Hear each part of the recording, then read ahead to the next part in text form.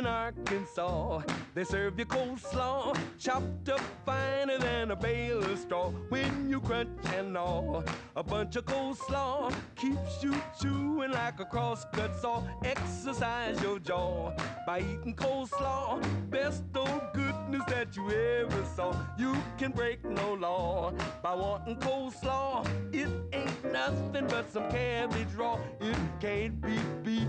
Just a simple southern treat is fine with me or with anything you eat. Your chops flip flop, you're enjoying every drop. Your teeth go bop, you never stop. Yes, in Arkansas, they serve you Air racing.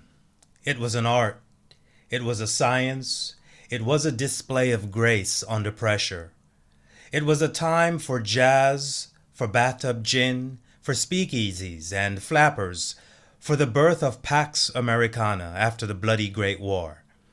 It was a time for Americans to grow obsessed with flying fast and worship the pilots with icy nerves. There was Jimmy Doolittle, winner of the coveted Bendix Trophy. There was Roscoe Turner, who briefly held the cross-country speed record, rocketing coast to coast in his custom-built Turner Special in an astonishing 12 hours and 33 minutes, all while promoting champion spark plugs. If this were one of Aesop's better-known fables, with Turner or Doolittle as the hare, then the legendary turtle was a skinny young Minnesotan accustomed to long hours alone, flying war-surplus mail planes through rain, sleet, or snow, always in the gloom of night. Charles Lindbergh was tall and boyish, thin as a prairie fence post. The other pilots called him Slim. All that changed one cold, wet dawn in mid-May 1927 from a muddy field lying along the eastern edge of New York City. Lindbergh stuffed his frame inside a small, wholly unremarkable airplane. Unremarkable, except it carried a huge fuel tank where the windshield should be, while its wings sagged under the weight of an obscene load of gas. For the Missouri businessmen who had paid the bills, Lucky Lindy painted "The Spirit of St. Louis" in black on its nose. Here's a lot of coleslaw.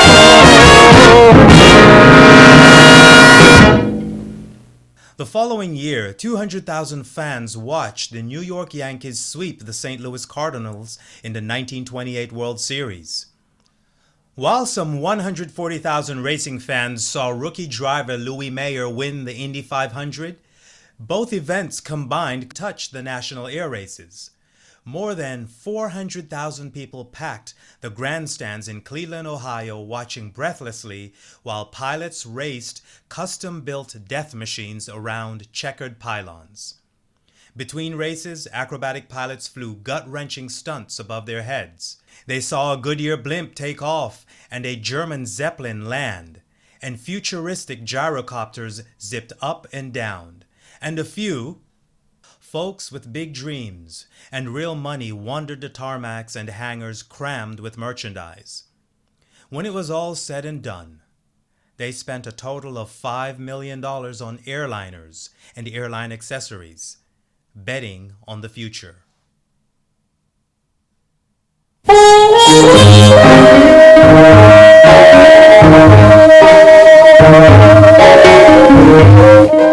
Christmas in Hot Springs, Arkansas, in the home of an African-American family living in the colored side of town. A child named Robin Langston saw the gift given to him by his mother and father. It was a book about Charles Lindbergh and the spirit of St. Louis. "My mother was telling me how great Lindbergh was," he said.